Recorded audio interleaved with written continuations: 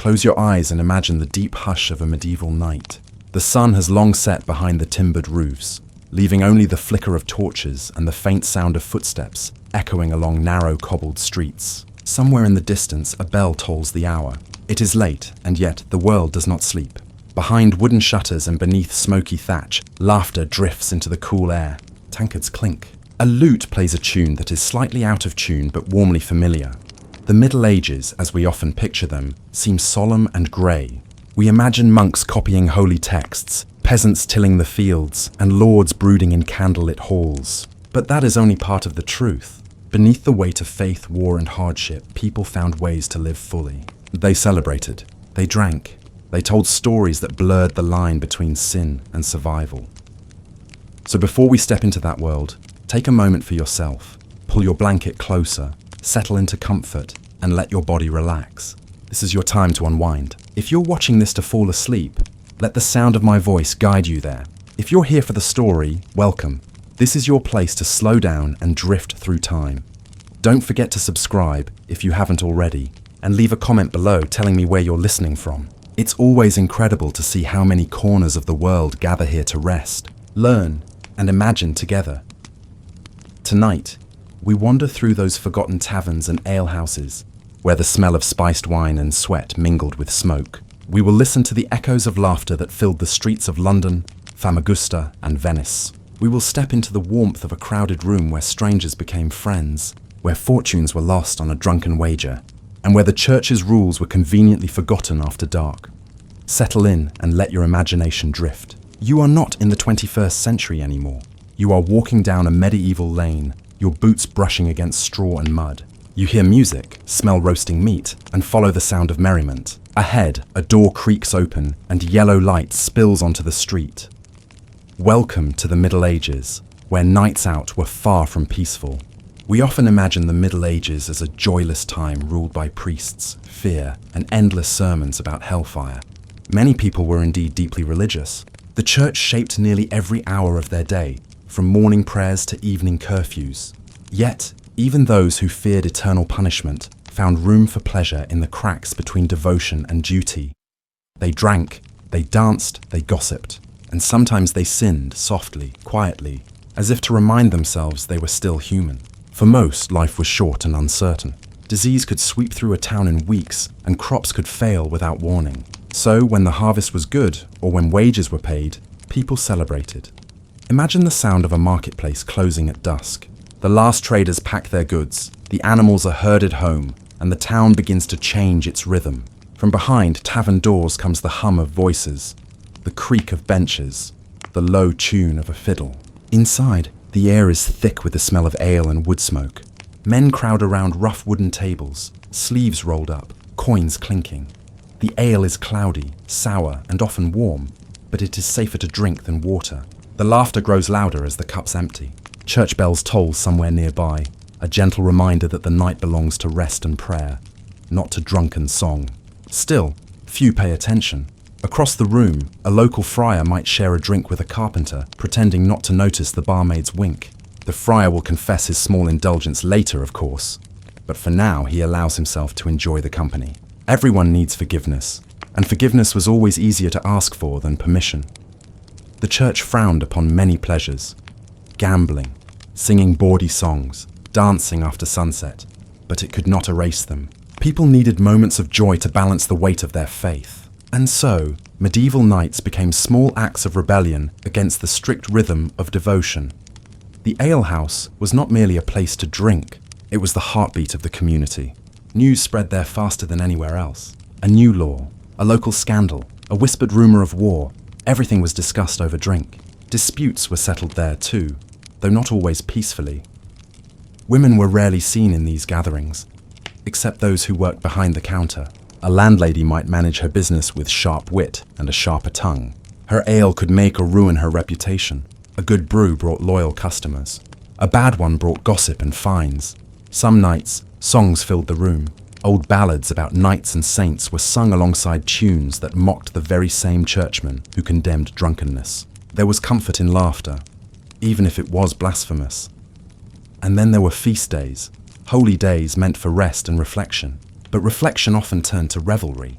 The line between religious celebration and public chaos was thin. After long fasting periods, the return of meat and wine felt like a festival of the senses. People ate until their bellies ached, danced until the ground was muddy beneath their feet, and drank until dawn blurred into morning. Out on the streets, the glow of torches lit faces flushed with drink. A minstrel might stumble by, strumming a lute with frozen fingers, hoping for a coin or a smile. Dogs barked, children giggled in the shadows, and for a few hours, everyone forgot the hardship of daily life. The church continued to preach against sin, but it also learned to live with it. The confessional became a kind of safety valve. People would confess their indulgence, pay a small penance, and return to the alehouse the next week. Sin became part of the rhythm of life, a familiar melody that everyone knew by heart. It is easy, from a modern distance, to imagine these people as simple or foolish, but perhaps they understood something that we often forget. That joy is not the opposite of faith, but a part of survival. Their nights of laughter, drink, and song were not simply escapes from morality. They were affirmations of life itself. As the night deepens, the noise of the alehouse spills into the quiet streets. A few men sing off-key as they stagger home. Somewhere, a candle burns low, and the friar kneels in whispered prayer, asking forgiveness for his weakness. Yet even as he prays, a faint smile crosses his lips. Tomorrow, he will preach about sin, and tomorrow night, the alehouse will be full again. The Middle Ages were not as dark as we think. Beneath the sermons and the fear of damnation, there was warmth, laughter, and a quiet defiance against despair. And when the church bell rings to mark curfew, no one hurries. The sound fades into the cold air, mingling with laughter that refuses to die away. Picture yourself walking through a medieval street after sunset. The market stalls have been taken down, and the smell of roasted meat still lingers faintly in the air. The cobblestones are slick from a light rain, and thin wisps of smoke curl upward from chimneys. You pass a row of narrow houses leaning toward each other as if whispering secrets. Then a sound catches your ear. Laughter, loud and unguarded. You follow it, and soon you see a wooden sign swaying above a doorway. A bunch of dried wheat tied to a pole. It is the sign of fresh ale. Inside, the alehouse glows with warmth. The room is small, perhaps no larger than 40 square feet, and packed tightly with people. The walls are dark with soot and the floor uneven, strewn with rushes and straw that hide spilled drink and dropped crumbs. There is no glass in the windows, only thin oiled cloth that lets in a faint flicker of torchlight from outside. The air is thick with the smell of smoke, yeast, and damp wool.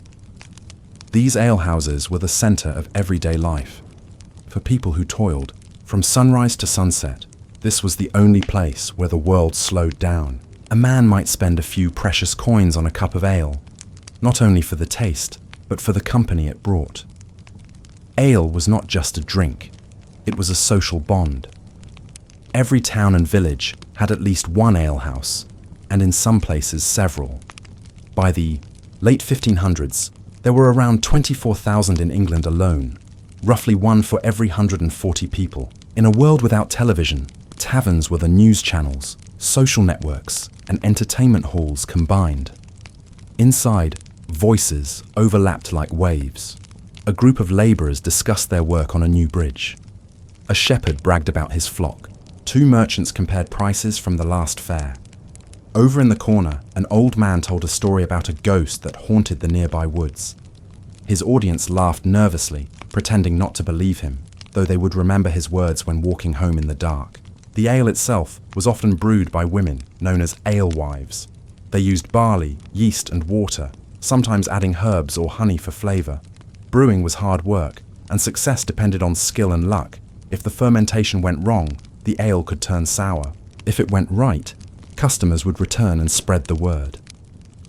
Many alewives displayed their brewing pots outside their doors when a fresh batch was ready. Some alehouses were respectable places for honest folk. Others had darker reputations. In the rougher parts of town, they became havens for gamblers, thieves, and wanderers.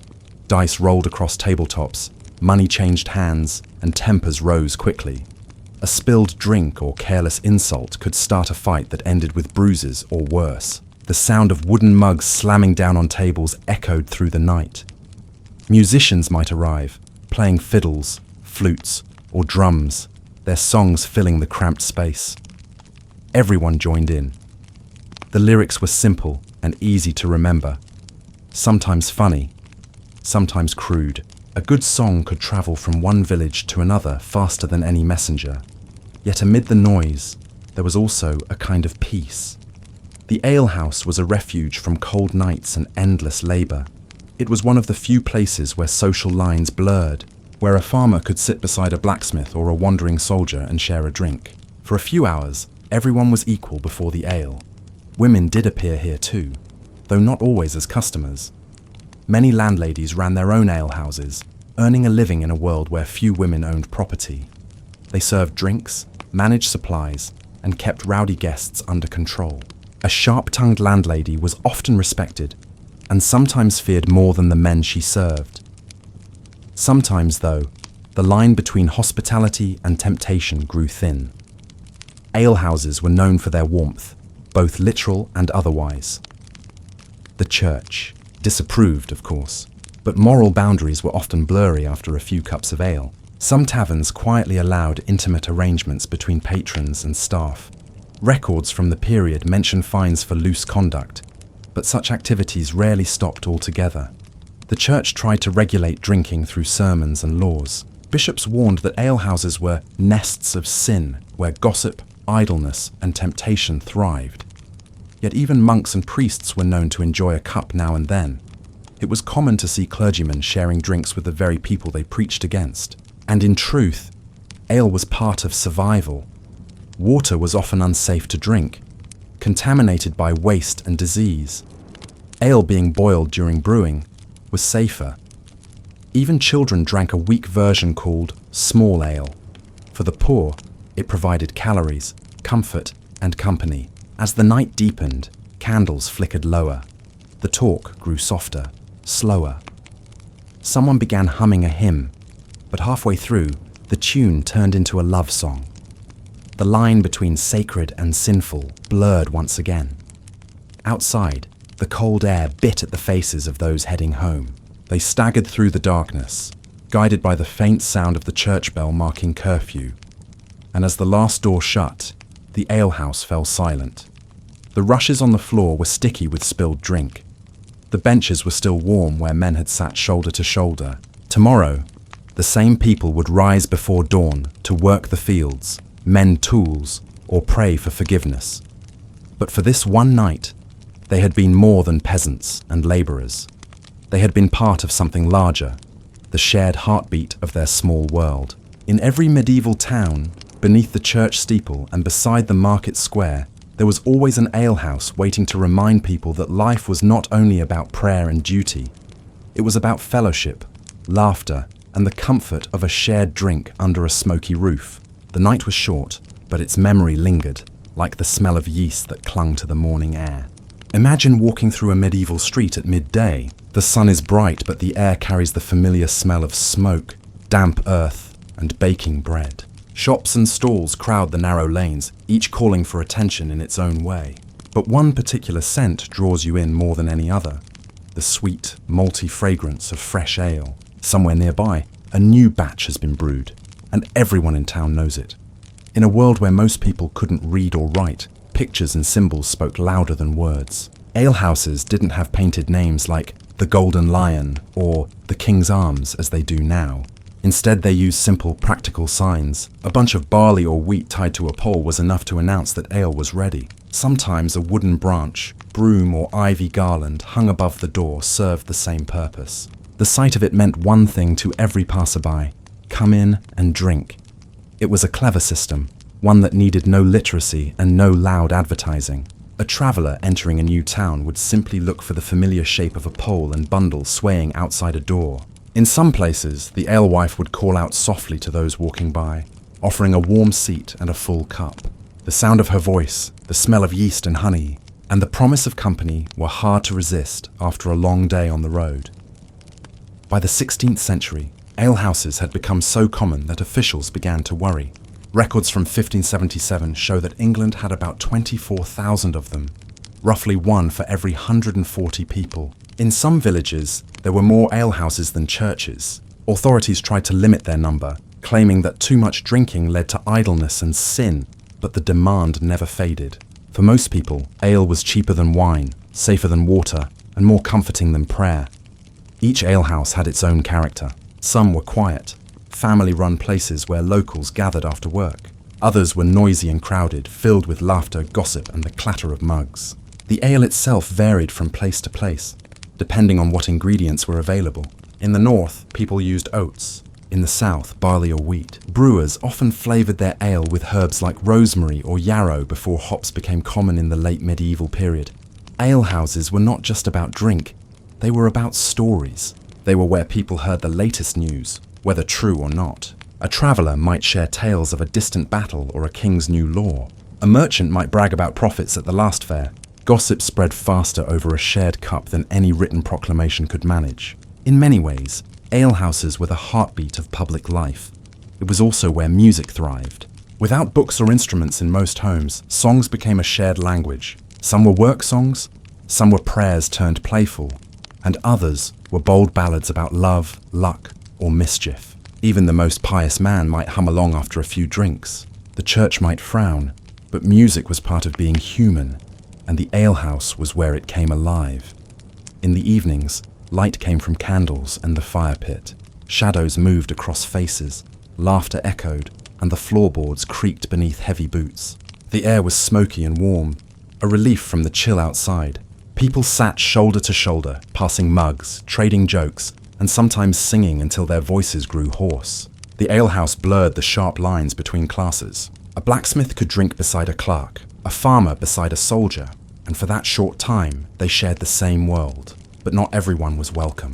Respectable women rarely entered unless they were working as landladies or servers. The church preached that alehouses tempted men into lust and laziness. Still, some women ran their own establishments successfully.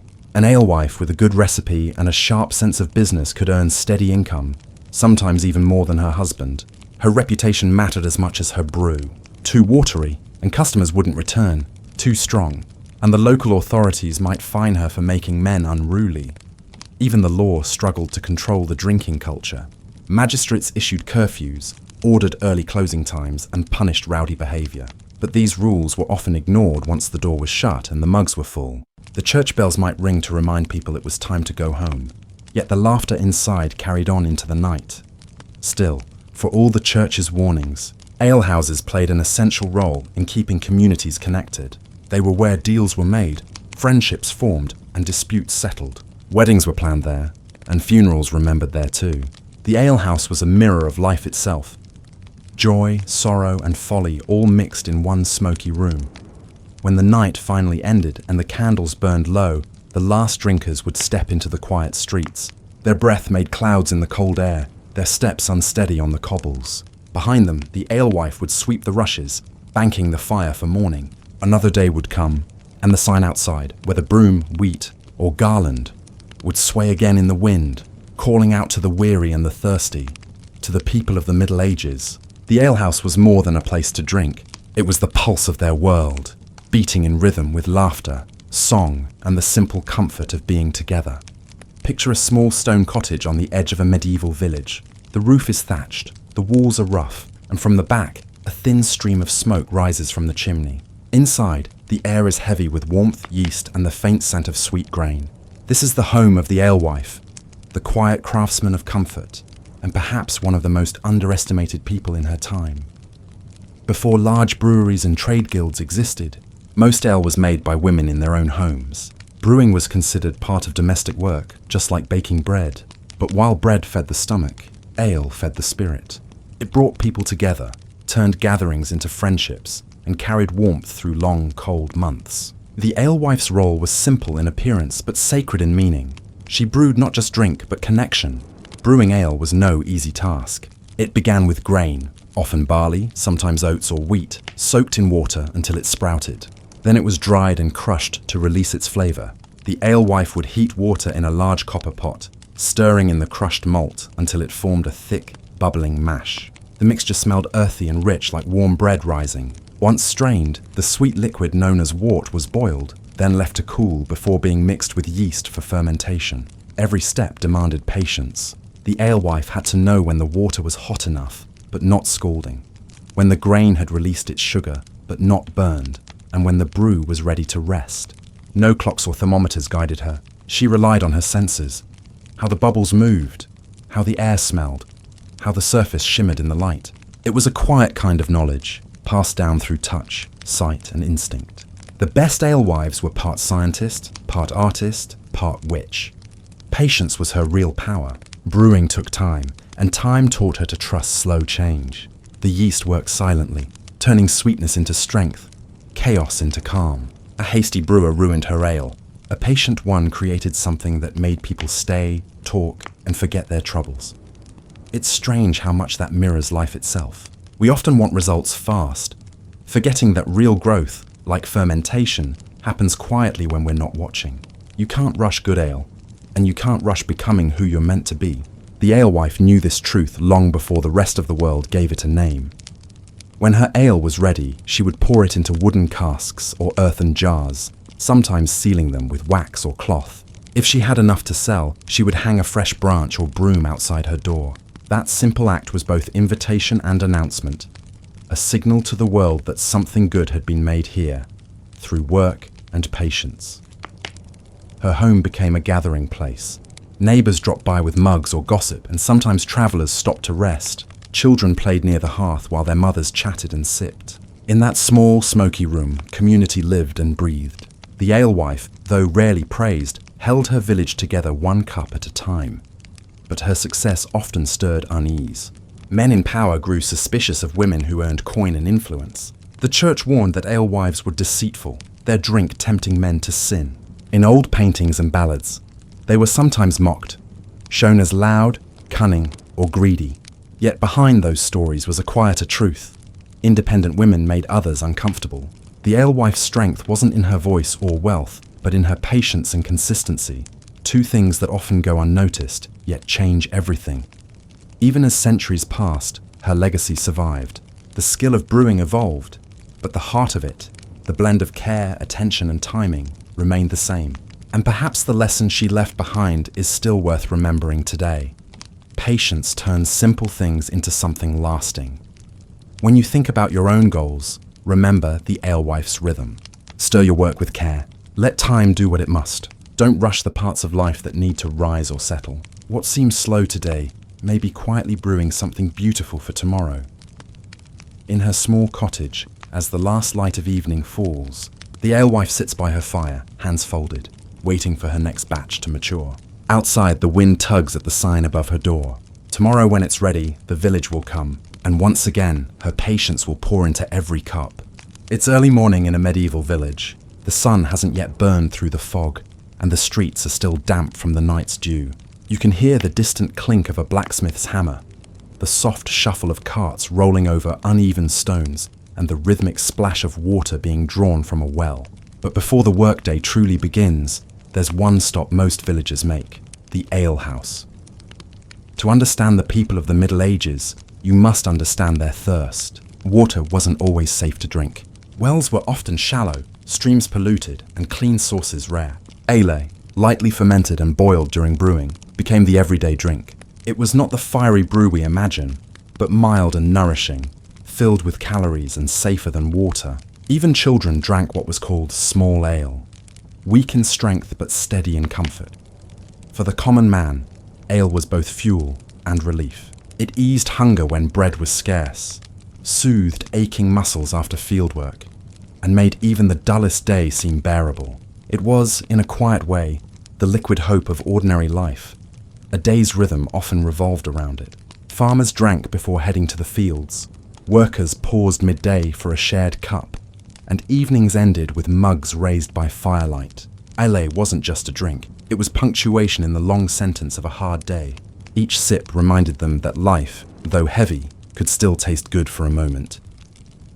Inside the alehouse, the air was always thick with conversation. Wooden tables were rough and uneven, but no one cared. The floor was packed dirt, strewn with straw, and the fire in the corner smoked more than it burned. Yet people came not for comfort of furniture, but for the comfort of company. Here, laughter mixed with complaint, gossip with song. The poor and the weary gathered in the same smoky air, finding warmth that no hearth at home could match. A mason might tell of a broken wall he repaired for a lord who paid late. A shepherd might grumble about the wolves that stole his lambs. A soldier might boast about a battle far away, though the truth was often smaller than the tale. The alehouse was where words grew taller and worries grew smaller. Ale made conversation flow easier. It softened the tongue, loosened pride, and for a while, erased the heavy border between labourer and master. Even the churchman who scolded drunkards by day might take a quiet cup by night, pretending it was for health. There was also a kind of honesty that lived only in those rooms. People spoke truths they couldn't say in daylight. Fears about famine, taxes or war, whispers about unfair lords or cruel laws. The alehouse was the people's parliament, unrecorded yet deeply real. Every spilled secret and clumsy joke wove the threads of a shared human story. But ale was a double-edged comfort. Too much of it blurred judgment. Many men lost wages, tempers or homes to their thirst. The line between ease and ruin was thin and slippery. The authorities saw this and tried to intervene, issuing fines and restrictions. Yet no law could remove what ale gave. The brief illusion that life was lighter than it really was. In every mug was a strange mix of hope and escape. To the villagers, ale wasn't luxury. It was a quiet rebellion against despair, a way to say, I am still here, even when the harvest failed or the taxes rose. It gave courage to return to the fields each morning, to face another day of the same endless toil. And perhaps, hidden in that habit, there's a lesson modern life still shares. We all look for small comforts to keep going. Coffee in the morning, screens glowing at night, a song that feels like safety. Like the peasants of old, we reach for something warm that reminds us the day is survivable. But while the medieval man drank his courage, we can build ours. Instead of ale, we can choose patience, gratitude, and the company of kind voices. What alehouses gave through drink, we can find through connection and mindfulness. When the day finally ended, and the candles burned to their stubs, the villagers would stumble home under a silver moon.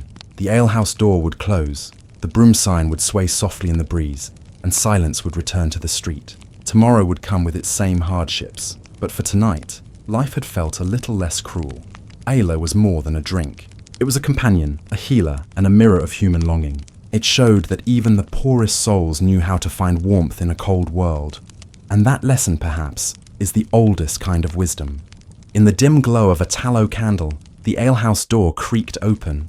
The scent of roasted grain and sour drink mixed with the smell of damp wool and sweat. A few men turned their heads, mugs in hand, as a woman stepped inside. She was not there for leisure. Most women rarely were.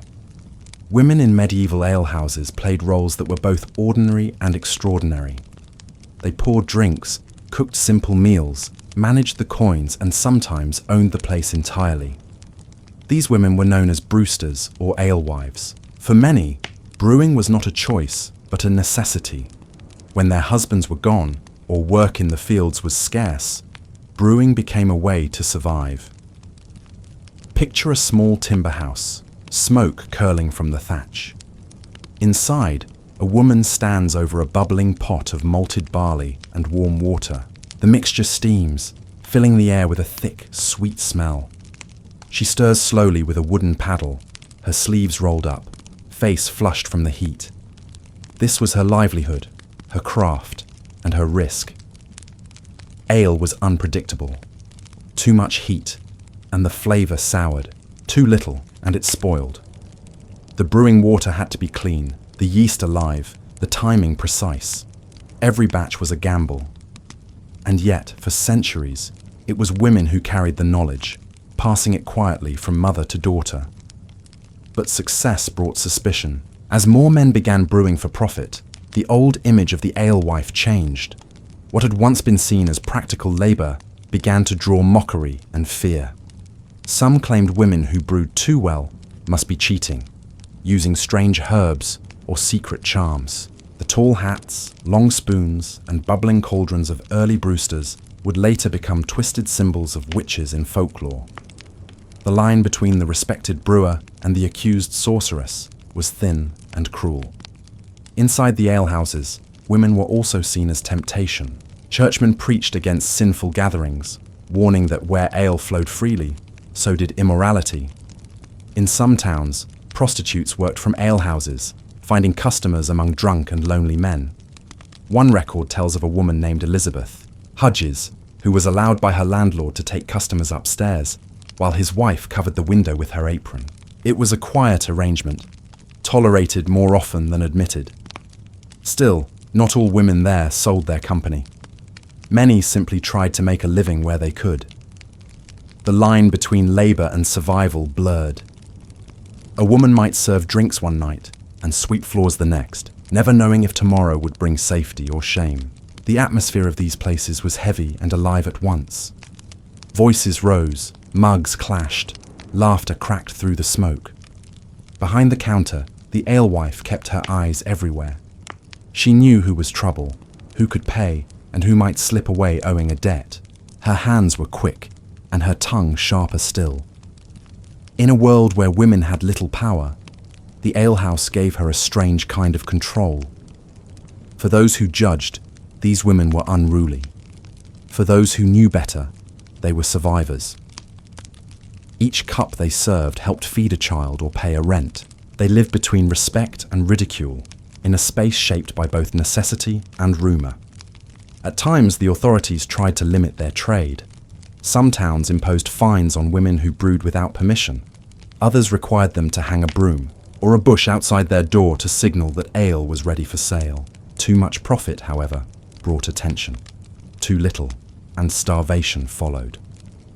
Late at night, when the last customer staggered home, the alewife scrubbed the tables and banked the fire. The room, now quiet, smelled faintly of malt and ash. She counted her coins, weary but proud. Tomorrow she would brew again, stir again, and listen again to the hum of the town beyond her door. There is something timeless in her struggle. Even today, many still work behind counters, pour drinks, or serve meals, balancing exhaustion with dignity. The tools have changed, but the rhythm remains. The soft clatter, the tired smile, the unseen strength. In the quiet of the closing hour, one can almost hear her sigh, a whisper to herself, a promise to keep going. The alehouse, rough and smoky, was not just a place of pleasure. It was also a place of endurance, where women carved out survival with nothing but patience, skill, and a steady hand. And as the last ember glowed in the hearth, the night outside deepened. Beyond the door, the streets were still, yet somewhere, the echo of laughter lingered. Life in the Middle Ages was harsh, but within those walls, for a few fleeting hours, people, women and men alike, found a brief, fragile warmth against the cold. Step inside a medieval tavern on a busy night, and the air feels thick enough to taste. The smoke from the fire mixes with the scent of ale, sweat, roasted meat, and damp wool. The sound hits you before your eyes adjust. The clash of mugs, bursts of laughter, a fiddle's sharp tune fighting to be heard over a dozen conversations at once. Here, everyone belongs, and yet no one truly does. The tavern is a crossroads. Sailors with weathered faces drink beside carpenters with splinters in their hands. A merchant boasts about his profits to a soldier who hasn't been paid in months. In one corner, a traveller shares tales from faraway lands, his words exaggerated with each refill. The stories are as strong as the wine, and twice as unreliable. Taverns were more than drinking holes. They were the medieval version of a social network, where news travelled faster than letters. A rumour about the king, a whisper of plague, or a merchant's deal could all begin or end here. In a world without printed papers or radios, the tavern was the pulse of the town. By day, the place seemed ordinary. The tables were rough, the floor dusty, and the light dull. But as night came, it transformed. Candles flickered, shadows stretched, and the room filled with sound. Conversation turned to song, song to shouting, and shouting to stumbling. Each round of drink pulled people a little closer to the edge of reason. A fiddler might start a tune in the corner, his bow cutting through the noise. The rhythm caught on. Soon, boots tapped, hands clapped, and the room swayed as one. Music was a luxury, but in moments like these, it became a kind of shared spell. It didn't matter if you were rich or poor, saint or sinner. The tune levelled everyone for a while. Yet not all noise was cheerful. The same drink that loosened tongues often sparked tempers. Insults were easy to give and hard to take. A spilled drink could turn into a fight. A jealous glance could end in blood. The owners kept stout sticks behind the bar, ready to break up trouble. Sometimes they succeeded, sometimes not, but violence wasn't the rule. Most nights ended with weary laughter and unsteady goodbyes. The regulars knew when to stop, or at least they thought they did. It was easy to forget one's troubles here, wrapped in warmth and noise. The tavern gave a taste of freedom in a world ruled by hierarchy. No one cared much about birth or class when the cups were full. For travellers, the tavern offered both comfort and risk. A man might find shelter for the night, a meal, and a bit of company. But he might also wake with his purse missing or his head aching from more than just wine. Trust was as fragile as glass. The innkeeper's smile might hide calculation, and the friendly stranger beside you might vanish with your belongings before dawn. Still, people returned night after night. Perhaps because in those smoky rooms, life felt larger. There was a rhythm to the noise, the scrape of chairs, the clink of coins, the murmur of shared exhaustion. For a few hours, the world outside, its fields, wars, and taxes disappeared. Inside the tavern, there was only the next drink, the next laugh, the next moment. Imagine the candlelight trembling on wooden walls, the long shadows of moving bodies, the sound of a half-forgotten song. You can almost hear it, the steady beat of mugs against the table, like a heartbeat in the dark. These were not people of wealth or ease, but they knew how to claim small joys. In the face of endless labor, they still found ways to feel alive. And though centuries have passed, the spirit of the tavern remains. We still gather in crowded rooms, raise glasses, tell stories that drift between truth and imagination. We still chase laughter as a cure for weariness. The places have changed, but the need behind them has not. As the night wears on, the candles melt low. A few figures linger by the fire, faces soft with drink and sleep. The noise fades, leaving only the crackle of the hearth and the sigh of cooling air. The tavern keeper stacks empty cups, wipes the tables, and locks the door. Outside, the streets are quiet again. The laughter and chaos are gone, but their echo stays in the wood and the walls. The night has ended, yet the memory of it lingers, a reminder that even in a hard world, people have always sought light, music, and the comfort of one another's company. Now, imagine leaving England's grey skies behind and sailing south across the glittering waters of the Mediterranean. The year is somewhere in the 1200s, and the island of Cyprus rises ahead of you like a jewel set in the sea. Its port city, Famagusta, hums with life, a place where ships from every corner of the known world dock to trade, rest, and seek pleasure before continuing toward the Holy Land. Famagusta is not a quiet city. Its harbour smells of salt, tar, and spice. Dock workers shout in Greek, Arabic, Italian, and French as they haul barrels of wine and bundles of silk. Pilgrims dressed in worn robes mingle with merchants in fine fabrics. Soldiers lean against walls, their armour dusty from travel. The city belongs to no single culture. It is a mosaic of languages, faiths, and hungers. In the 13th century, it is ruled by the Lusignan dynasty, French nobles who built cathedrals as grand as any in Europe. The bells of St. Nicholas ring above the clamour of the markets, a reminder that this is still, officially, a Christian land. Yet beneath the solemn towers, temptation walks freely through the narrow streets. By night, the city transforms. Torches flicker on the walls, and the doors of the taverns open wide. Wine flows freely, carried in from vineyards that stretch over the island's warm hillsides. Musicians play soft strings, while men in fine cloaks and rough sailors alike fill the benches. Laughter spills into the night air, rising above the crash of the waves. The travellers who came to Famagusta brought not just goods, but stories, habits, and sins. It was said that in this city, anything could be bought, if not with gold, then with charm. Priests on pilgrimage, merchants seeking rest, mercenaries between battles, all found their way into the same rooms, united by drink and desire. One such night in 1428 would end in tragedy. In a crowded tavern, an Italian priest named Antonio Mansor drank with his companions. At another table sat a local man named Bissara. As the evening went on, the groups joined together, toasting to friendship in cups of sweet Greek wine. But as the laughter rose, a small accident changed everything.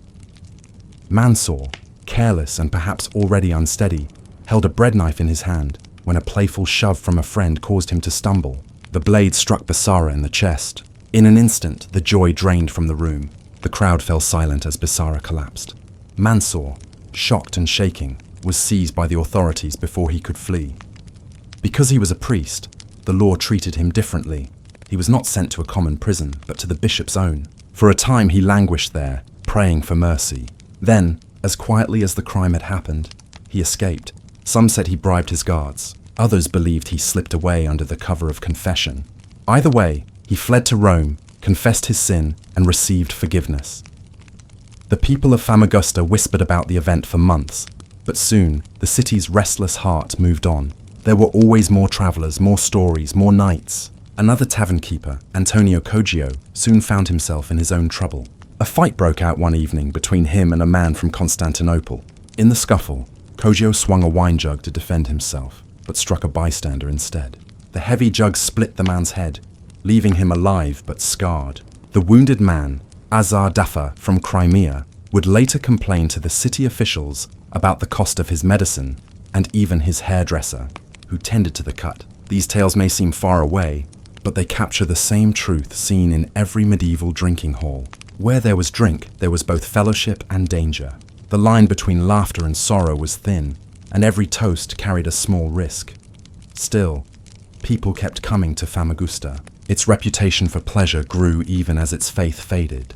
By the late 1400s, under Venetian rule, the city was known less for its cathedrals and more for its indulgence. Some said the soil of Cyprus itself inspired passion, for it was believed that Aphrodite, the goddess of love, had risen from the foam of its sea. The women of Famagusta were famed for their beauty and wealth. Many were courtesans, owning fine homes and adorning themselves in gold and silk. Sailors spoke of them in whispers, and even Pope Pius II wrote that the women of Cyprus were especially welcoming to visitors. To some, they embodied sin. To others, they represented freedom in a world ruled by constraint. Picture the harbour at night, the lamps reflected in the water, the sound of distant music echoing down the stone alleys, the laughter of strangers, the clink of coins, the murmur of promises that would fade with the dawn. Life in Famagusta was fleeting, but for a few hours each night it burned brightly. For every prayer uttered in its churches, there was a song sung in its taverns. For every vow of chastity, a secret tryst beneath a balcony. The city was a mirror of the medieval world itself, a place where devotion and desire, virtue and vice existed side by side, each keeping the other alive. And so, as the waves whisper against the shore, the story of Famagusta drifts into the night.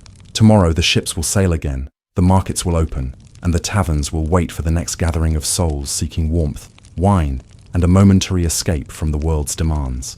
In the lively taverns of Famagusta, nights were meant for laughter, warmth, and the sweet tang of wine. But as often happens when drink flows freely, joy could quickly turn to misfortune. One evening in 1428, an Italian priest named Antonio Mansour arrived at a tavern with a small group of friends. The candles flickered, casting long shadows on the walls, and the scent of roasted bread and spiced wine filled the air. Nearby, a local man named Bissara sat with his companions. The two groups did not yet know each other, yet the lure of shared wine and conversation brought them together. The tables were crowded, mugs clanged, and voices rose above the soft music played on a fiddle. Plates of bread, cheese, and olives passed from hand to hand, while the sweet Greek wine seemed to loosen tongues and lighten moods. At first, everything was jovial. Stories were told, songs hummed between friends, and strangers laughed as if they had known each other for years.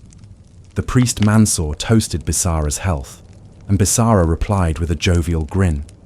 But the combination of heavy drinking, excitement, and crowded space meant caution was scarce. In the midst of the merriment, Mansour held a bread knife, perhaps intending to slice a loaf for sharing. A sudden nudge, a misstep, and the knife accidentally pierced Bissara in the chest. The room froze. Silence fell over the tavern as the joyful clamour was replaced by stunned gasps and whispers. Mansour's face drained of colour as he realised what had happened. The consequences were immediate. Bissara collapsed, and the tavern fell into a tense stillness. Patrons either backed away in fear or attempted to assist, but the tragic outcome could not be reversed.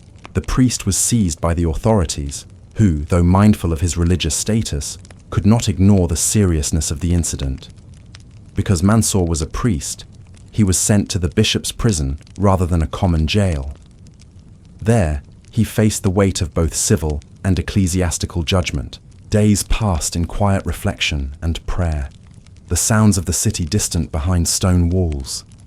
Yet even in confinement, Mansour's story did not end.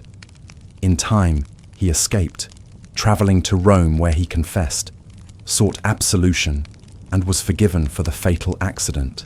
The tale of Mansour illustrates the delicate balance of medieval tavern life. Laughter and camaraderie existed alongside danger and misfortune. A night intended for joy could, in a moment, transform into a crisis, reminding all present of the thin line between pleasure and peril. Not every incident ended as relatively peacefully. Another story from Famagusta involves Antonio Coggio, a tavern keeper whose dispute with a man named Bartholomew escalated in violence. During the scuffle, Coggio's wine jug struck an innocent bystander, Azar Daffa from Crimea, splitting his skull. Though Daffa survived, the incident left him incapacitated for over 6 weeks and burdened with medical expenses, including a hairdresser's attention for the scalp wound. The taverns of Famagusta were places where such accidents were not uncommon. Alcohol loosened tongues, inflamed tempers, and encouraged bold gestures that sober minds might have restrained. Yet for all their risks, the taverns continued to thrive. They were hubs of community, commerce, and exchange, a reflection of the vibrant, unpredictable life of the city itself. These events also reveal social hierarchies and protections of the era. A priest could seek absolution in Rome, while an ordinary citizen like Daffa needed compensation and the intervention of authorities to restore a semblance of justice. In Famagusta, as elsewhere, religion, law, and social standing intertwined with the rhythms of daily life, shaping both opportunity and consequence. Beyond the conflicts, the city remained alive with pleasure and desire. Women of Famagusta, renowned for their wealth and charm, were a presence in both the marketplace and taverns. Some were courtesans, others managed households, and a few offered their company for coin. Sailors and travellers whispered about them, and even clergy noted their allure.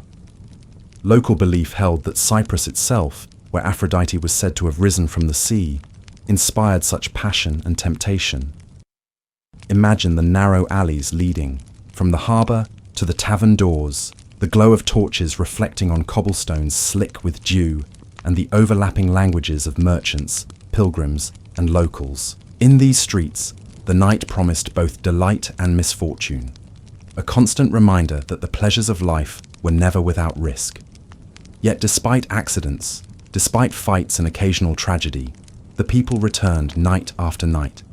They sought warmth against the chill of the Mediterranean evening, companionship against loneliness, and the transient freedom that came from drink and laughter. Each tavern held a small world within its walls, a place of both escape and confrontation with the unpredictability of life.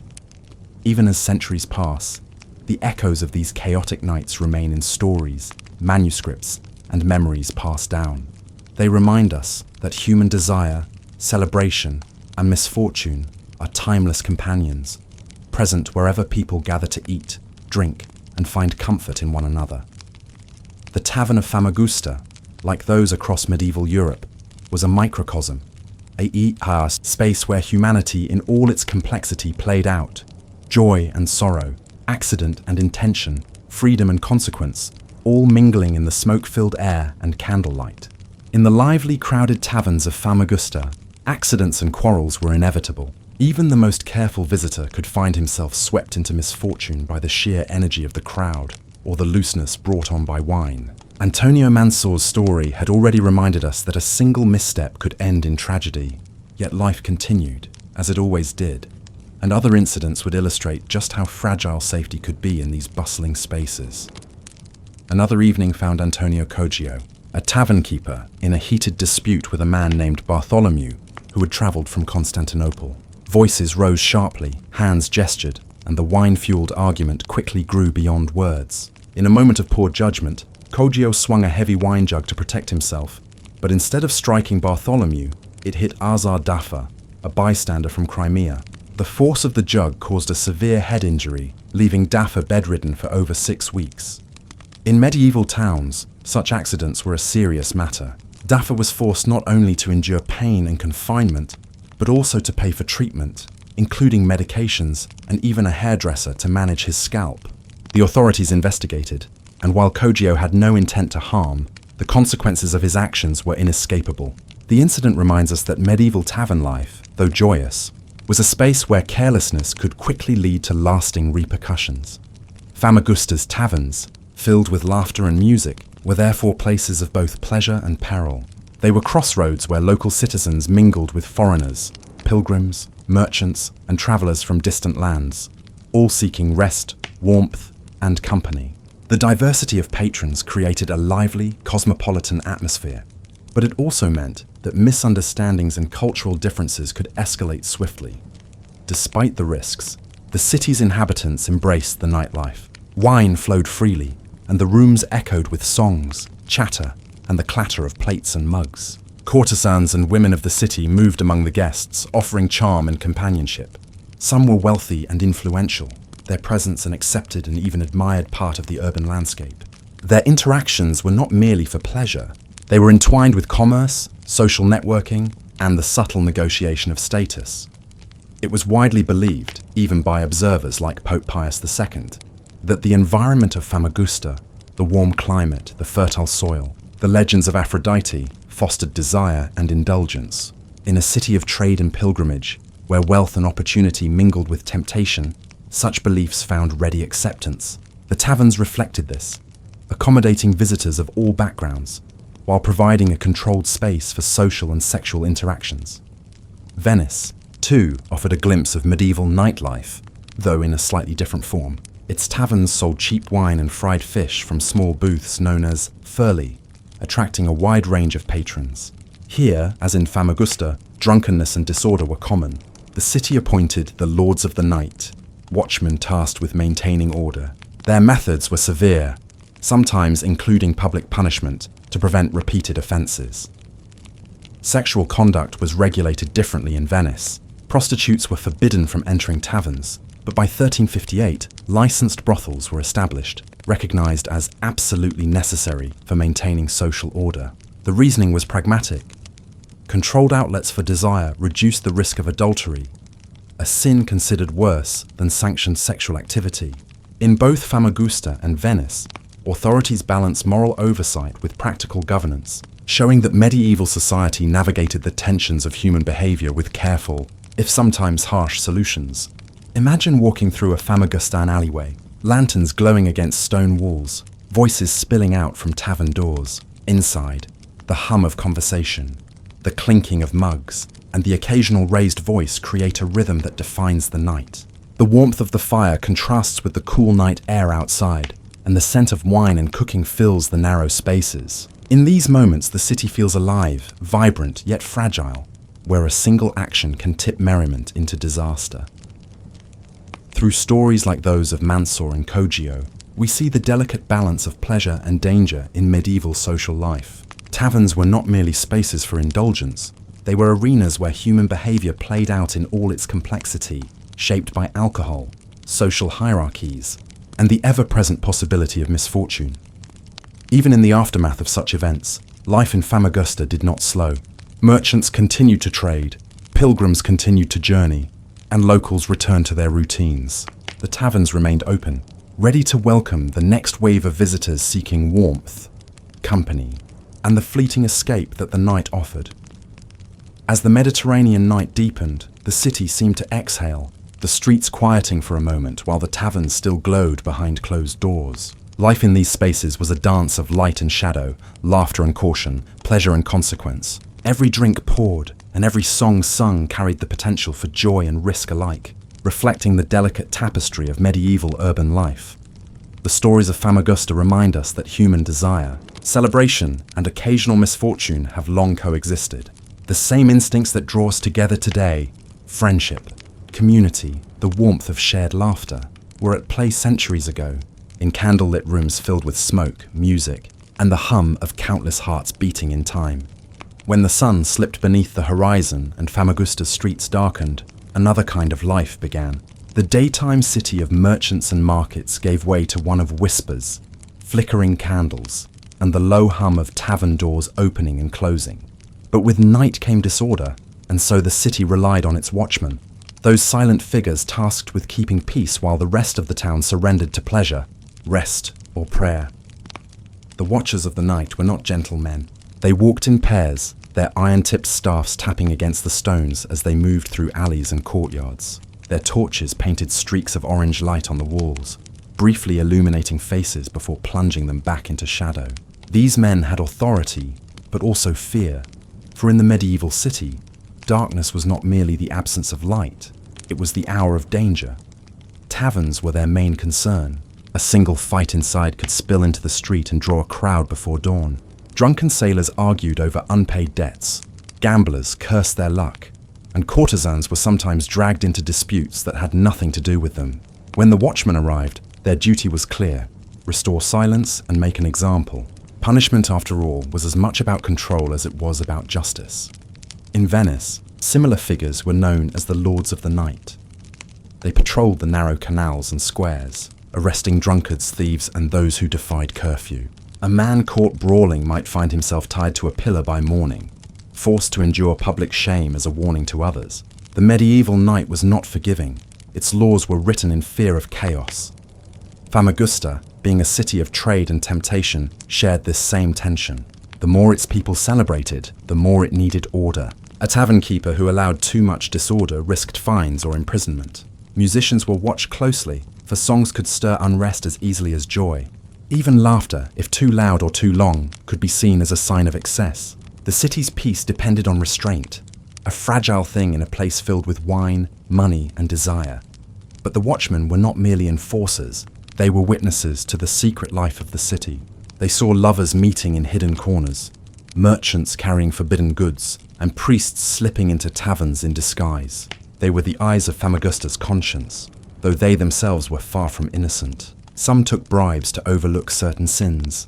Others joined the very revels they were meant to police. When the streets finally grew quiet and only the sound of waves remained, the watchmen paused by the harbour, staring out at the black water. Ships rocked gently, their ropes creaking like tired voices. For a brief moment, the city seemed at peace, as if exhaustion itself had settled over every roof and alley. Yet beneath that calm, the stories of the night continued, of those who had been punished, forgiven, or forgotten. To live in medieval Famagusta was to live under constant observation. By day, the church watched the soul. By night, the guards watched the body. The two forces, faith and authority, worked together to maintain balance, each one aware that human nature could never be fully tamed.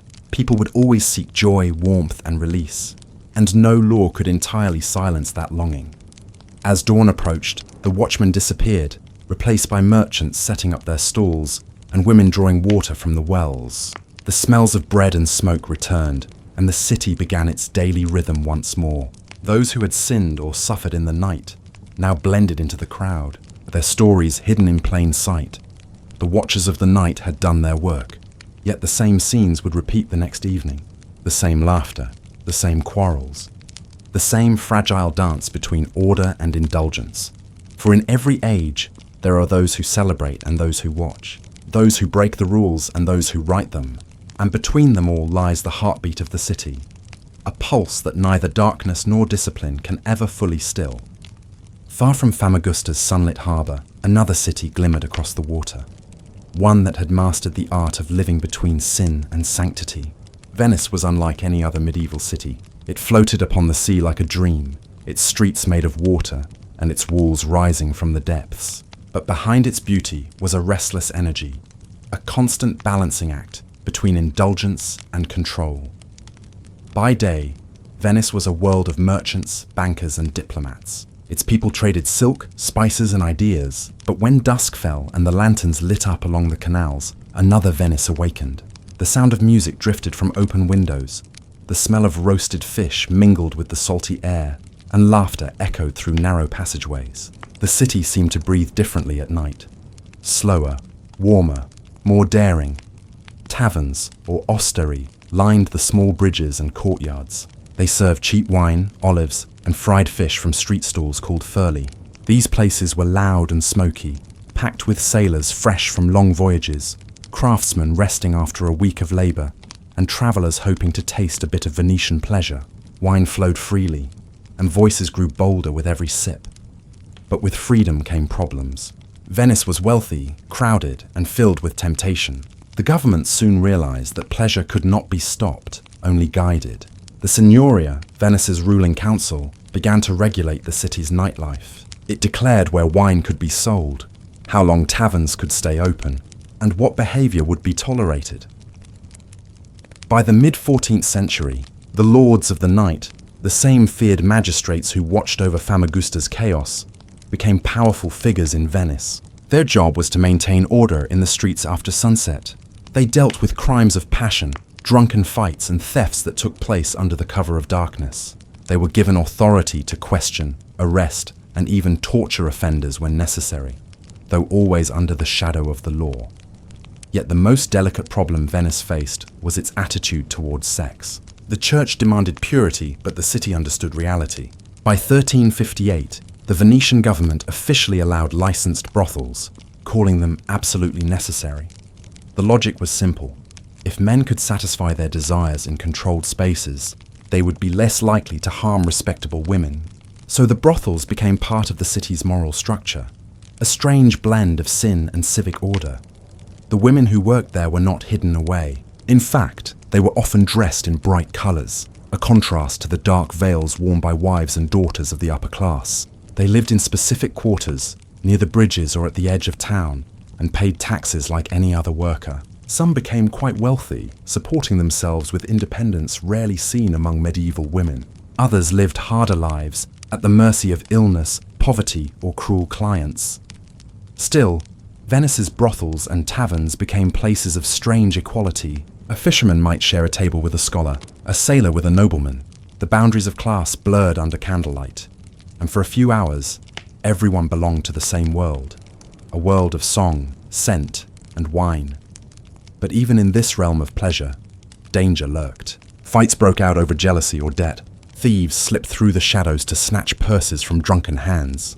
The canals hid secrets too.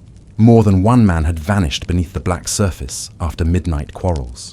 The lords of the night wrote careful records of these incidents, each one a small reminder that even paradise required control. For the church, Venice was a contradiction. Priests preached modesty from the pulpits while confessing their own indulgences in private. Bishops condemned sin but also enjoyed the same luxuries as their flock.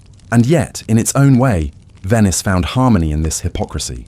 It accepted that human beings were both holy and flawed, and that peace might come not from denying pleasure, but from managing it. As dawn broke and the mist lifted over the canals, the city returned to its quieter rhythm. Gondoliers began their work. Merchants counted their coins, and women swept the steps outside their homes. The music of the night faded into memory, replaced by the sound of trade and prayer. Venice, like Famagusta, lived in balance, between light and shadow, indulgence and restraint. Its people understood that every night of laughter carried a price, that order must follow excess, and that life, in its truest form, was lived somewhere between discipline and desire. To the medieval mind, the body and the soul were deeply connected. Illness was rarely seen as a simple matter of health. It was a message, a warning, sometimes even a punishment. When someone fell sick, people believed it was because of sin, divine displeasure, or moral weakness. Disease and guilt walked hand in hand, especially when the illness came after a night of pleasure. The taverns and brothels of the late Middle Ages were not just places of laughter and wine, but also of risk. People drank from the same mugs, shared food with unwashed hands, and embraced strangers without thought for consequence. Medical knowledge was limited, and hygiene, as we understand it today, was a foreign concept. What people called bad air, or evil humours, often spread through close contact, but they didn't know that yet. When sickness struck after a night of indulgence, people searched for meaning rather than cause. A man who woke with burning pain or strange sores believed that God was reminding him of his wrongdoing. The church reinforced this belief. preaching that the body was the vessel of the soul and must remain pure. If it suffered, perhaps the soul had strayed. Sexually transmitted infections, though not yet named as such, were common among soldiers, travelers, and those who visited brothels. They called these afflictions the fire of love or the shameful sickness. The symptoms were frightening: rashes, swelling, fever, and weakness. Since doctors didn't understand the science behind them, they turned to explanations rooted in morality. To them, these diseases were proof that lust was dangerous, that pleasure came with divine punishment. In 15th century London, the authorities took this fear seriously. Women who worked in brothels were examined, and those with visible signs of infection were banned from their trade. The rule was simple: sickness was not only personal, it was spiritual and social. A diseased woman could not only infect others, but also bring moral decay to the entire neighborhood. And yet, even those who suffered sought forgiveness rather than medicine. They confessed their sins, offered donations to the church, and prayed for healing. Many believed that visiting the shrine of St. Thomas Becket or another holy site could cure them, since miracles were thought to cleanse both body and soul. The link between faith and medicine was strong. Doctors often prescribed not only herbs or ointments, but also prayers and pilgrimages. A typical recommendation might include fasting for several days, wearing a blessed charm, or bathing in holy water. The body was treated through the spirit, because to heal one without the other seemed pointless. But despite their fear of divine wrath, people did not stop seeking pleasure. Life in the Middle Ages was short and uncertain. War, famine, and plague were constant threats. In a world where tomorrow was never guaranteed, joy, even sinful joy, felt worth the risk. The same man who prayed for forgiveness one morning might return to the tavern the next evening, promising himself that this time would be different. This delicate balance between temptation and repentance shaped much of medieval culture. The church might have ruled the pulpit, but the tavern ruled the heart. People wanted to be good, but they also wanted to be human. And so the cycle continued. Sin, sickness, sorrow, and confession, each one feeding the next. By the end of the 15th century, whispers about new diseases began to spread across Europe. Some said they came from distant lands, brought by sailors and soldiers. Others believed they were sent by God to punish mankind's growing pride. Whatever their origin, these sicknesses deepened the fear that indulgence carried a price. Still, the songs in the taverns did not fade. The laughter of the night carried on. Softer perhaps, but still alive. People accepted the danger as part of the rhythm of living. In a strange way, their faith and their folly coexisted, each making the other more human. When the body failed, medieval people turned to medicine that was as strange as it was painful. Doctors, called physicians, believed illness came from an imbalance in the four humours: blood, phlegm, black bile, and yellow bile. If one humour dominated, the body became sick. To heal a person, the doctor had to restore balance, even if that meant causing discomfort. For those suffering from the burning pain of infection, the first step was cleansing. They were told to wash the sores with vinegar and water. Some physicians suggested using a man's own urine because they believed it carried cleansing power from within. It was harsh, but in their minds, the sting meant the body was fighting back. Then came bloodletting. The doctor would open a vein and allow blood to flow into a bowl, believing that sickness would leave the body with it. If the patient was weak, leeches were used instead. These small creatures were placed on the skin, their slow-feeding thought to draw out the bad humours that caused disease. Herbs and ointments were the next step. Garlic, rosemary, and sage were used to purify the blood. Honey, known for its soothing and antiseptic qualities, was mixed with crushed plants and spread over wounds. Some medical texts, such as the Trotula, advised using cabbage leaves to draw out infection. The leaves were first warmed and coated with a thick paste made from tree resin and ground herbs, then wrapped around the affected area. A more extreme treatment involved the use of quicklime or mercury, both dangerous by today's standards. These substances burned the flesh but were thought to burn away corruption too. English surgeon John of Ardern once described removing decayed tissue from a man's body and applying quicklime afterward. The pain was unbearable, but the patient survived. To the medieval mind, such suffering was a test of faith as much as endurance. Laxatives were also common. Many believed that purging the stomach and intestines could rid the body of illness. A patient might drink a mixture of vinegar, honey, and herbs to cleanse from within. The process was slow, tiring, and uncomfortable, yet people placed their hope in it. Doctors worked by observation rather than proof. There were no microscopes or knowledge of bacteria, only experience and tradition. Treatments passed down from one healer to another carried the weight of belief more than science. Yet amid the uncertainty, there was care. Physicians listened, watched, and experimented. Even when their methods failed, they tried again, guided by faith that healing was possible. Those who could not afford a physician turned to local healers, wise women, midwives, and herbalists. They gathered plants from meadows and forests, creating simple cures for everyday wounds and fevers. Their remedies were often gentler, using natural salves instead of harsh chemicals. A warm poultice, a soothing tea, or a whispered charm could bring comfort, if not always a cure. Still, some illnesses refused to leave. In such cases, people turned to the church. Priests would pray over the sick, sprinkle holy water, or place relics on the body.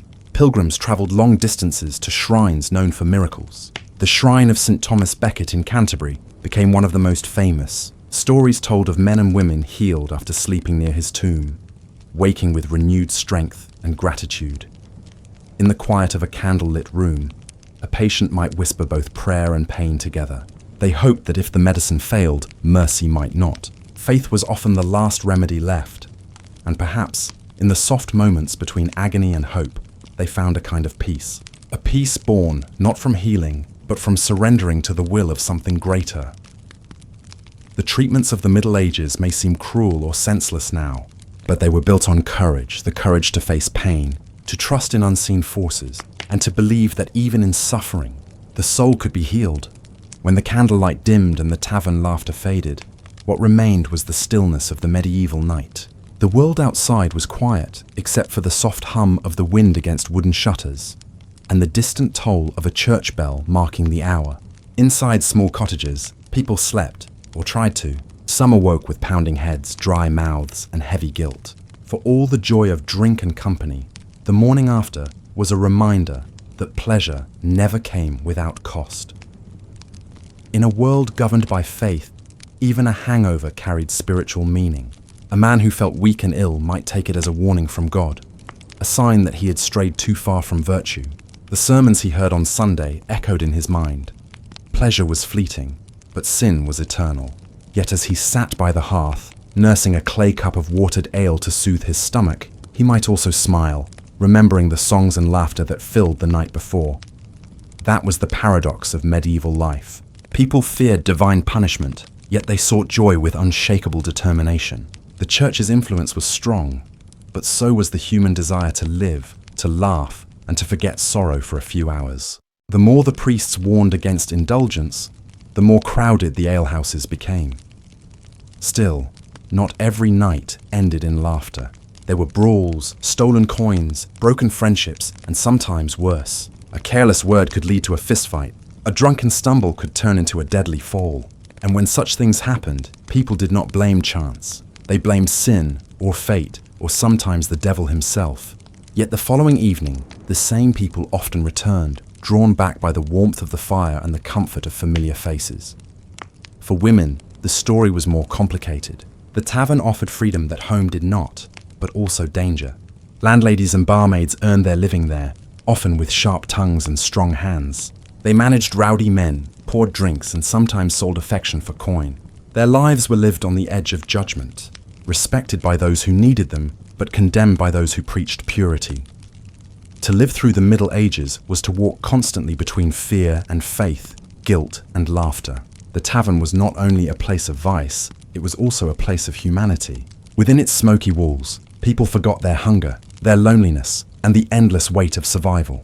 They shared stories, sang old songs, and for a short while, the world outside did not matter. Even as disease and hardship lingered beyond the tavern door, there was comfort in the act of gathering. It was a kind of rebellion against despair. Every raised mug was both an offering to friendship and a quiet defiance of fate. As night turned to dawn, the streets grew still again. The smell of stale ale and wet earth hung in the air. The last stragglers staggered home, their laughter fading into the distance. A priest might pass them on his early walk to morning prayer, shaking his head, yet smiling slightly.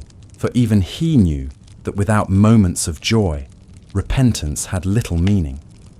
In the end, that was the strange beauty of medieval life, the constant dance between sin and salvation, indulgence and remorse. People lived fully because life was fragile. They prayed sincerely because they believed the next day was never certain. And so, as the sun rose over stone walls and thatched roofs, life went on. The tavern would open again at dusk. The bells would ring again at curfew. And another night of laughter, love and folly would unfold beneath the same indifferent stars.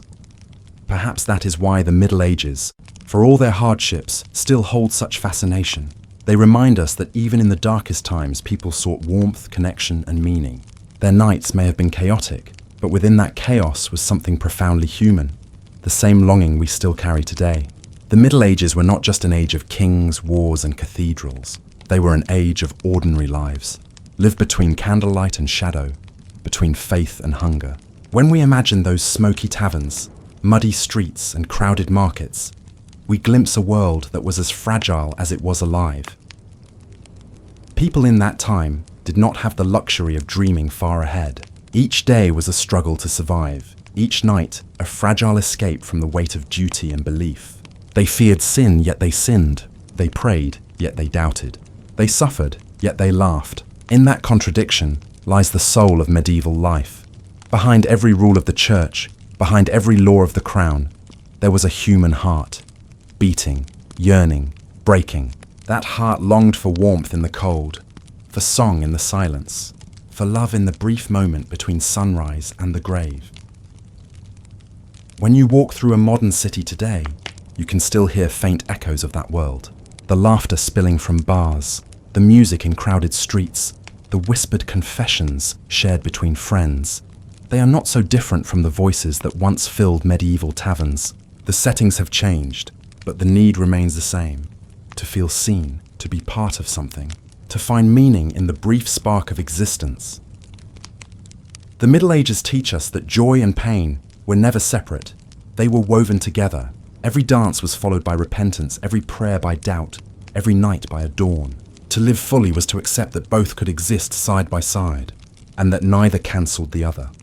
So as you close your eyes tonight and drift towards sleep, imagine the glow of a distant hearth and the murmur of forgotten voices. The laughter, the sorrow, the faith, the fear, all still linger in the air of history, waiting to remind us that humanity has always been a beautiful mess of contradictions. And perhaps, if you listen closely, you will hear the faint clink of a mug raised in your direction, from someone long gone but not forgotten, whispering across time, live while you can, laugh when you may, pray when you must. Because that was the only way anyone ever survived the Middle Ages, and maybe it's still the only way we survive today.